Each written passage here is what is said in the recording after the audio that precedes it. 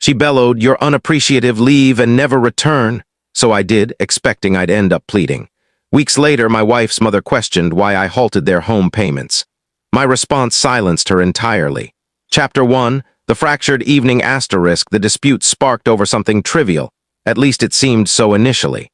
A dinner plate lingered on the table, glasses half empty, the dishwasher's hum filling the air. Her voice sliced through the noise.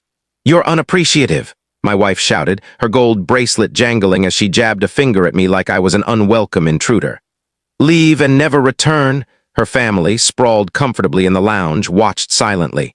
Not one defended me. My mother-in-law even sneered, as if she'd anticipated this moment. I gazed at the woman I'd built a life with, who wore her family's wealth like a shield, and saw I was merely a tool to her. I didn't shout, didn't beg, didn't question. I grabbed my coat. As I approached the door, she hurled her final barb. "Go on, you'll come groveling back," she sneered. "Without me, you're nothing." I paused, hand on the doorknob.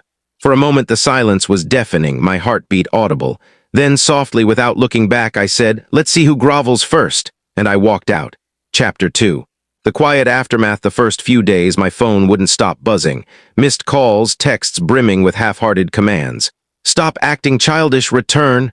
Pride won't keep you cozy at night." I ignored them all. Weeks passed. I settled into a modest apartment across town, not grand, but serene. For the first time in years, I slept without someone berating me for not being enough. Meanwhile, rumors spread. Acquaintances who once shunned me called, saying they'd seen my wife flaunting at eateries, declaring she'd shed dead weight. Her family chuckled along, sipping drinks on a tab they assumed I'd keep paying. Then one morning, my phone buzzed again. This time it was her mother. Her usually commanding tone quivered. "Why'd you stop the house payments?" she demanded. I leaned back, letting her words linger. I could almost see their panic, the opulent home they flaunted now in jeopardy. A faint smile crossed my lips because the truth was straightforward, and when I shared it, her world would crumble just as mine had that night.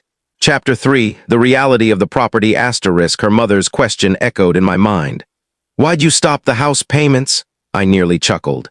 For years, they'd paraded like aristocrats, boasting about their estate as if it were their legacy. Never once did they question why every bill bore my name. I cleared my throat, voice steady. "Because it's not your house," I said calmly. "It's mine, always has been." Silence. Her voice faltered. What do you mean?" she stammered. I leaned back, relishing the moment. "Your daughter pleaded with me years ago to put the deed in my name because her credit was ruined from reckless spending. I covered every payment, every tax, every repair. The bank doesn't even know you exist. So when she threw me out, you thought I'd keep paying." Her gasp crackled through the phone. I pictured her clutching her necklace, reality sinking in. "You can't do this," she shrieked. "Oh, but I already have," I replied. "The bank was notified yesterday. Payments are stopped. The house defaults in 90 days unless someone steps up. Maybe your wealthy daughter can cover it with that fortune she doesn't actually have." I hung up before she could respond. For the first time in years, I felt liberated. Because I knew what came next wouldn't just humble them, it would dismantle the false empire they'd built on my shoulders. Chapter 4. The tightening grip. It didn't take long. 3 weeks after I stopped the payments, an official envelope landed at their doorstep. I could imagine my wife ripping it open, expecting a luxury catalog, only for her smug expression to fade as she read, "Notice of foreclosure." The calls came instantly. First her mother, then her brothers, then my wife herself, each angrier than the last. "You can't abandon us like this," she screamed. "Us," I replied softly. "You abandoned me when you yelled in my face and threw me out like garbage. Remember your words, you're unappreciative, leave and never return. I just followed your command." She rambled about her reputation, her social circle, the family legacy. I let her talk, then cut in. "Tell them the truth, then. Tell them without me you can't afford your own roof." Click. The line went silent, but it wasn't just the house. Her credit cards, which I'd managed for years, started declining. The car payments I'd arranged under my name, canceled. The utilities, the staff, even the country club membership, all gone, one by one. The neighbors noticed. The same people who once admired her lavish lifestyle now whispered as repossession trucks arrived. What she didn't know, what they didn't realize, was that I was just beginning. The real strike was still hidden, waiting in something she never thought to verify. Chapter 5. The true strike. A month after she ousted me, the mansion, her symbol of supremacy, looked different. The lights flickered off more than on. The driveway, once lined with sleek cars, stood nearly bare. Neighbors no longer hid their stares. She thought the worst was losing the house, cars, and credit. She didn't know the real trap had been in her hands all along.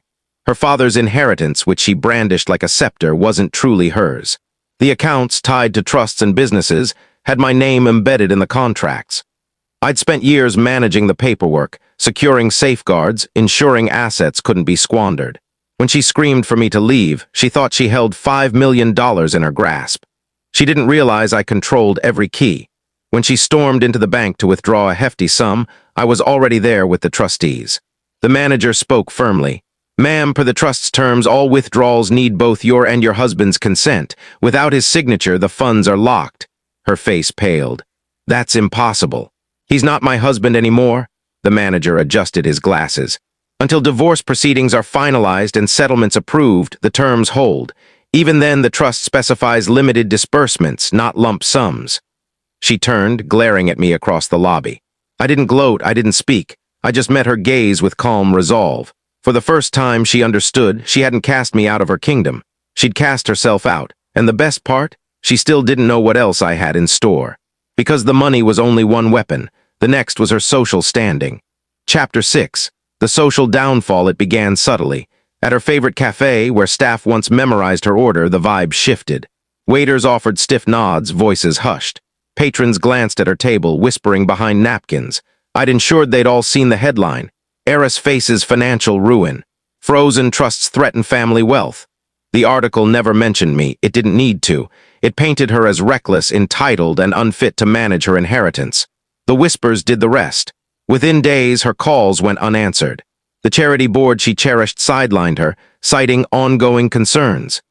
Even her closest allies, who applauded when she ousted me, skipped her social gatherings. Her mother tried to defend her, but the truth emerged brutally. I had bank statements, emails, proof they drained my funds to cover their debts long before her inheritance. At the next family event, instead of cheers, there were accusations. "Why'd you say you could handle the mortgage? Why are creditors calling now? You called him the failure, but was he the one propping us up?" Her brothers, who once dragged me out, couldn't meet her gaze. As her world of deception crumbled in murmurs and disgrace, I never raised my voice. Revenge doesn't always need a loud blow. Sometimes it's letting them suffocate in the silence you leave. Chapter 7. The courtroom blow asterisk at the hearing she strutted in, draped in confidence. Designer gown, sparkling necklace, head held high like the courtroom was her stage. Her family followed, faces tense. She smiled, believing wealth made her invincible. Her lawyer smirked as he spoke. "Your Honor, this is a straightforward asset division. My client inherited her fortune legally. This man," he gestured at me like I was filth, "contributed nothing. He's trying to steal what's hers." I didn't react. My attorney, a reserved but sharp tactician, placed a thick file before the judge. "Your Honor, opposing counsel is correct about the inheritance. But what they omit is that it was used unlawfully to cover debts paid with my client's earnings. We have bank records, signed contracts, and emails where her mother directed my client to stay discreet." The courtroom buzzed. My wife's smirk wavered. "And if that's not enough," my lawyer continued, inserting a USB drive, "here's footage from the defendant's home, legally recorded, where she and her brothers admit to forcibly removing my client, threatening him and boasting he'd beg to return. That's assault and coercion felonies." The judge's expression tightened. He played the footage. Her laughter echoed, her brother's taunts followed, and my son's scared voice trembled in the background. Silence fell heavier than any outburst. The gavel struck. Full restitution to the plaintiff, sole custody of the minor child, criminal charges against the defendants will proceed, court adjourned. Her lawyer slumped. Her brothers blanched. Her mother hid her face. My wife stood frozen, her empire collapsing. As I left with my son's hand in mine, the air felt sweeter than ever. Chapter 8. The ruin asterisk. The verdict spread like lightning. By nightfall, whispers became headlines. "Heiress loses wealth in court scandal." Reporters swarmed their mansion. Her mother's voice broke on live TV, claiming it was a misunderstanding. No one bought it. Her brothers faced the fallout first. Arrest warrants for assault and coercion were issued. Their bravado turned to panic as police led them away in cuffs. One shouted, "You'll regret this," but they were already paying. Her mother's elite friends stopped responding. Investors abandoned projects. Banks froze, accounts pending probes. My wife, who once laughed as I was ejected, was left with only debts and disgrace. The $10 million she thought made her untouchable vanished in restitution, frozen accounts, and lawsuits. She called repeatedly, her tone shifting from rage to desperation. "You can't do this. Think of the kids. I didn't mean it. We can fix this." I never replied. Her mother appeared at my door, eyes hollow. "You've ruined us," she whispered. "Our legacy, our wealth, everything. Why?" I met her gaze. "I didn't ruin you. Your greed did." I closed the door. Inside, my son hugged me tightly. "Dad," he said softly, "we won, didn't we?" I smiled. "No, son, we didn't just win. We showed them respect can't be bought back once it's lost." Epilogue. Full circle 3 months later, I passed the courthouse with my son after his school performance. Reporters crowded the steps, cameras flashing. At the center was my ex-wife, no longer in designer clothes or sparkling jewelry. She wore a worn coat, hair disheveled, eyes heavy from sleepless nights. "Mrs. Carter, how does it feel to lose your fortune and face charges with your brothers?" a reporter shouted. She flinched, clutching her mother's arm, who stared ahead, stone-faced. Our eyes met. The world seemed to hush. She opened her mouth, perhaps to speak my name, perhaps to plead. But my son tugged my hand, saying loudly enough for her to hear, "Dad, isn't she the one who told you to leave and never return?" Her lips quivered. Reporters turned, catching his words. Pens scribbled, cameras focused. Her shame was palpable. I crouched, smiling at my boy. "Yes, son, she did." We walked away, past the cameras, past the crowd, past the woman who once thought she was invincible. She'd screamed, "Leave and never return." Now she'd live by those words with no recovery in sight. Was this justice perfectly served? Or should the storm have struck harder? Share your verdict below. I read every one. Hit like if you crave fairness, and share this tale with someone who needs its spark. Subscribe to Lauren's stories, because betrayals don't rest here. They hunt their owners. Every shadow hides a reckoning. Every mask shatters. Every betrayal meets its answer. Stay sharp, stay resilient, stay tuned.